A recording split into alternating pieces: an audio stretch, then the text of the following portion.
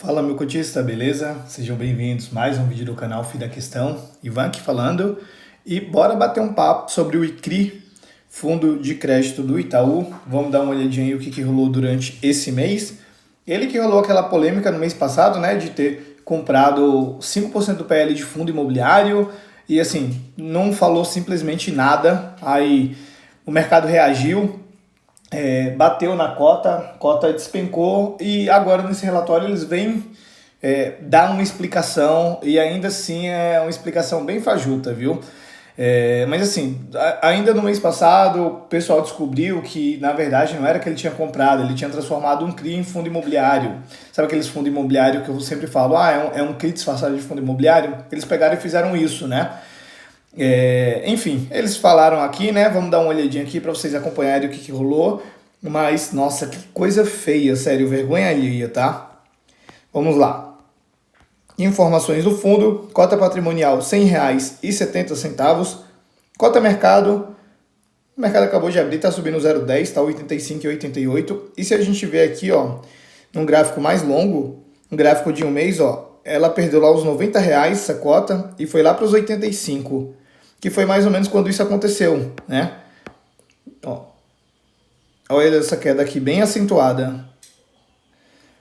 Então assim, o mercado não é bobo, né? O mercado cobra. Então você toma qualquer tipo de movimentação que não é, sei lá, que não tem transparência, que não é uma movimentação boa ali, o mercado vai cobrar, né? E isso aqui, assim, a gente pode falar que é até um possível calote, né? Para ele fazer uma mecânica dessa, pode ser até um possível calote. Então o mercado acaba precificando tudo. Seguindo, o fundo tem um PL de 388 milhões, são 8.600 cotistas. Vamos lá, todo o cenário macro a gente pula, tá?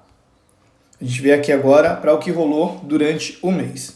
Então o ICRI anunciou um rendimento de R$ 1 por cota, no mês passado ele pagou 85 centavos, né, equivalente a um yield anualizado de 14,48. Nesse mês, fizemos a aquisição de um CRI da Redditor, né, um montante de 1.360.000, equivalente a 0,4% do PL do fundo. Com vencimento em outubro de 27, é uma taxa de IPCA mais 10,32. Aí aqui ele fala também que aprovaram novas operações que deverão compor a carteira do fundo em breve. Então, nos próximos meses, a gente vai ver aí algumas operações aqui novas dentro do fundo, tá? Aí vamos lá, aqui ele começa a falar sobre o que rolou no mês passado, né? A gestão no mês passado optou por transferir um ativo do ICRI para um fundo de investimento imobiliário de forma a incrementar monitoramento e agilidade sobre o ativo. Eu, de verdade, não... Assim, eu nunca fui a fundo para estudar, para ver o que seria mais seguro, né? Obviamente tudo tem seu risco ali, mas assim, não é algo muito comum você pegar um CRI e transformar ele em fundo imobiliário, né? Não é algo muito comum, pouquíssimas vezes você vê isso.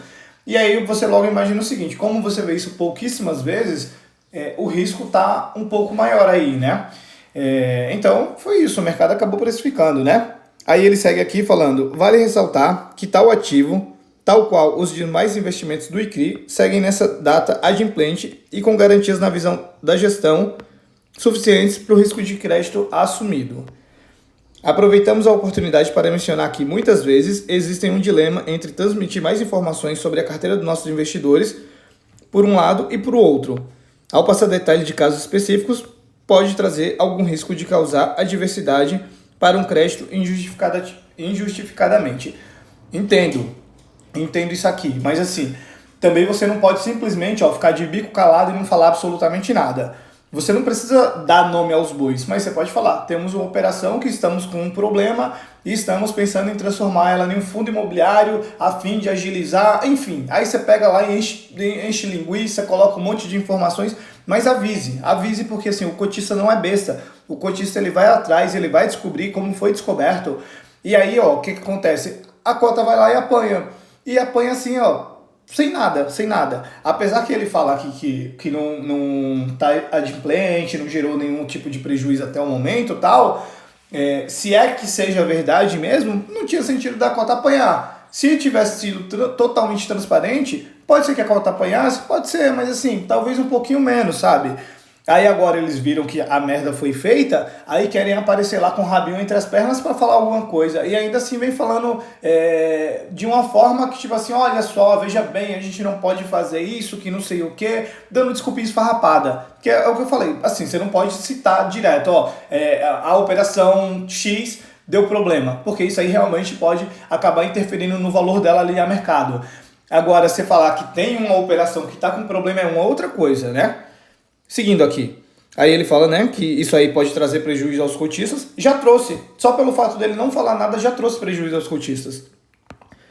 A gestão procura dessa forma ser o mais transparente possível, mas sempre até o limite de não trazer alguma adversidade para o investimento realizado. Trouxe. Não quis, fez isso para não trazer nada e trouxe. Então, assim, será que não ficou bem claro que eles têm que jogar com transparência? Porque se ele vai lá e é transparente, pode ser que o mercado poderia bater, pode ser que não, também é difícil, sabe? A gente trabalha muito no si. Mas eu acredito, que se fosse bater, não seria tão quanto bateu aqui agora. Seguindo. A gente vê aqui, ó, o rendimento e retorno, né? Então, nesse mês de outubro, a cota patrimonial em R$100,70, a cota mercado R$ 88,50. E se você der uma olhadinha aqui, ó, em todo esse período, né, esse período de um ano, o único momento que ele ficou abaixo desse valor foi aqui em janeiro, que foi aquela loucura do mercado que tudo caiu. Depois disso, ele não ficou nada abaixo. Apesar que dezembro, janeiro, né, foi isso. E fevereiro que estava começando a retomar. De lá para cá, ó, sempre foi negociado entre R$94 e R$92. Olha o tanto que essa cota caiu. Isso por falta de transparência. Total falta de transparência. E outra coisa também que eu fiquei na cabeça é o seguinte, eles falam que não tiveram nenhum tipo de problema tal, mas eu acho que teve sim. Talvez eles que não queiram falar. Por conta do seguinte, os rendimentos. O rendimento no mês passado foi 85 centavos. Ele acabou gerando um pouquinho mais, mas ele gerou bem menos do que ele vem gerando normalmente. Então você olha aqui, ó, 95 centavos, 1,10, 1,10, 1,5, 1,10, 1,15, 1,10, 1,1, 1,45, 1,45 e só nesse mês 85 centavos. E mais uma coisa que eu fiquei extremamente bolado com isso é que assim, ele tem uma reserva gigantesca e não o utiliza de jeito nenhum. Eu sempre reclamo que a Kinea não utiliza a reserva. O ICRI, parece que ele sim é pior ainda. E eu achei que a Kinea fosse a maior de todas e não soltar o dinheiro do cotistas. Mas, pelo jeito, a Itaú segue a mesma metodologia, viu? Kinea, para quem não sabe, é do grupo Itaú, né? Sei lá o que acontece, viu? Seguindo, a gente vê aqui a flutuação dos dividendos, né? Então, velho, caiu de 1,10 para 95 para 85, subiu para R$1. Então até pagou um pouquinho mais aí, para ver se dá uma animada de novo na cota, mas assim, o estrago já foi feito, já era agora.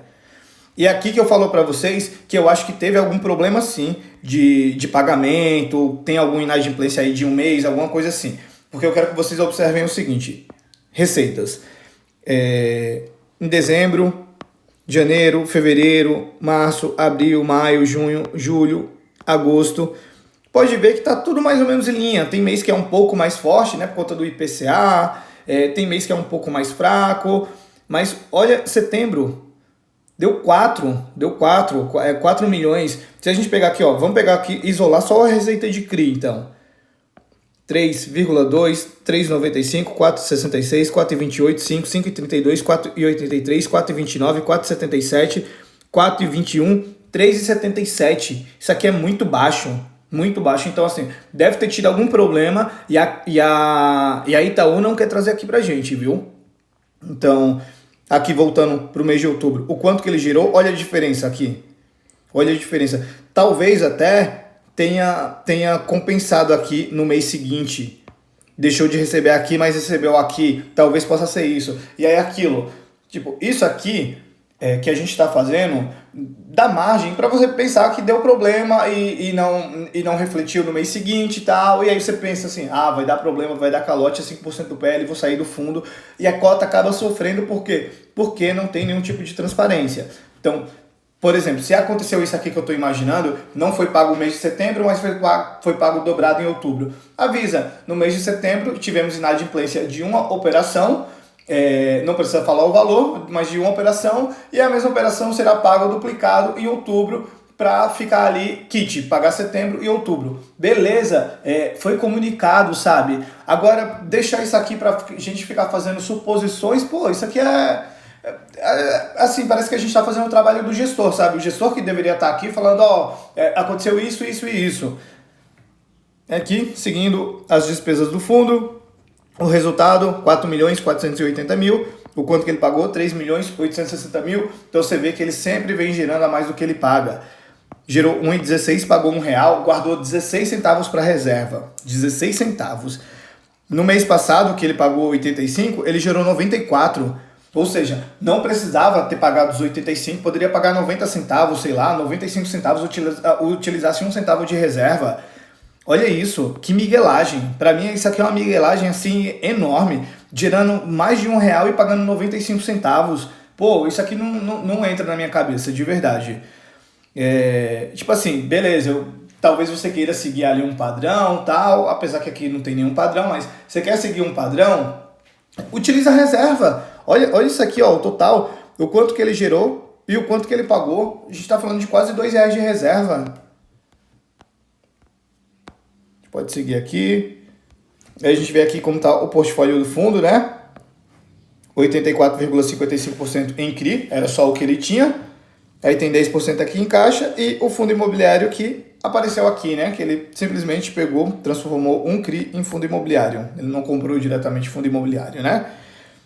Tem aqui o portfólio de segmento. E aqui a gente dá uma olhadinha no portfólio de CRI dele, né? Então, assim, temos algumas concentrações aí, 6,56, 5,81, 5,33, 5,17, 5,16 e o restante tudo abaixo de 5. E ó, tem operações aqui, ó, incorporação CDI mais 3,80, é bem puxado isso aqui, viu? IPCA mais 13,29, bem puxado isso aqui. Aí a gente pode descer aqui um pouco mais, como que ele está alocado entre IPCA e CDI. Então, em IPCA tem 47,82% do PL, CDI 32,11% do PL, com taxa de aquisição de IPCA 10 e 12 e marcação a mercado 11,27 e CDI 2,6 e marcação a mercado 2,54. Então, assim, no geral a gente vê que ele é um middle risk aqui, mas ele tem algumas operações high yield dentro do portfólio, né? E aí ele vai arrumando a balança ali, né? Pega algumas operações high yield, mas também pega algumas operações high grade e fica ali no meio termo, né? Seguindo, a gente dá uma olhadinha aqui na alocação da carteira, né? Por risco, e aqui aparece o fundo imobiliário que ele transformou. Então tá aqui, ó. Taxa de IPCA mais 11, com vencimento I7 de 27. É o CRI da Porto 5. Detida através de um FII. Foi esse aqui que eles transformaram em um fundo imobiliário. Eu fui dar uma olhadinha, essa Porto 5, ela é uma incorporadora, né? Ela é do Rio Grande do Sul e trabalha ali no sul do Brasil, né? Rio Grande do Sul, Santa Catarina e Paraná. E assim, o que ele tem aqui, a operação envolve 3 projetos residenciais financiados por bancos de primeira linha, com 2 deles localizados em Pelotas e um em Itajaí, apresentando bom nível de venda nos 3 projetos. A estrutura de garantia consiste na alienação fiduciária superveniente de um dos projetos, ele não fala qual, né? Alienação fiduciária das unidades após a quitação do plano empresário, alienação fiduciária de cotas, cessão fiduciária dos recebíveis em condições suspensivas, cessão fiduciária dos dividendos do projeto e aval dos sócios e da incorporadora. Então, assim, a gente vê que tem bastante garantia aqui, né?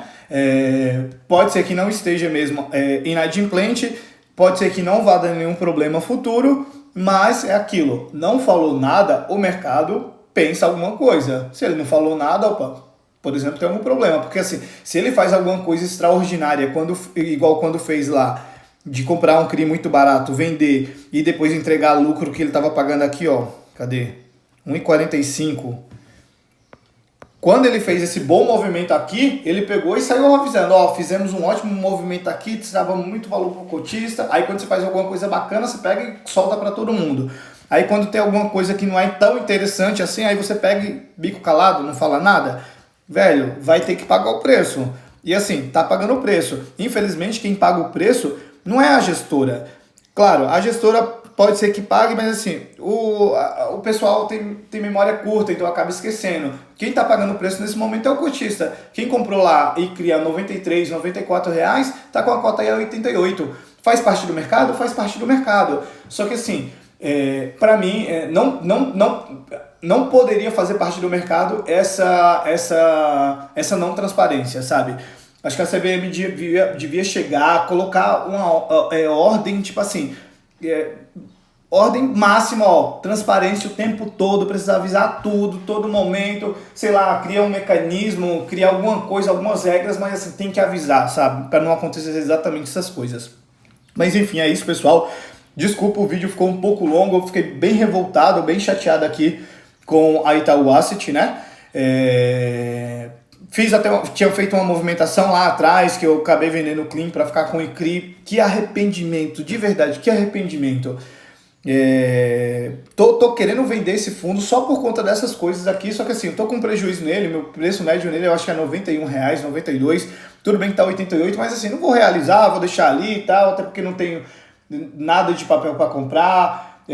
O que eu tô vendo de tijolo tá não vou falar que tá um pouquinho esticado, mas eu vou esperar talvez uma correçãozinha. Enfim, vou esperar um pouco e vamos ver o que eu vou fazer, tá? Enfim, é isso, galera. Se ficou qualquer dúvida, pode deixar aqui nos comentários, tá? Se gostou, deixa o like. Se gostou mais ainda, se inscreve no canal, ativa o sininho, compartilha com os amigos, segue lá no Instagram também, @FidaQuestão. E é isso, galera.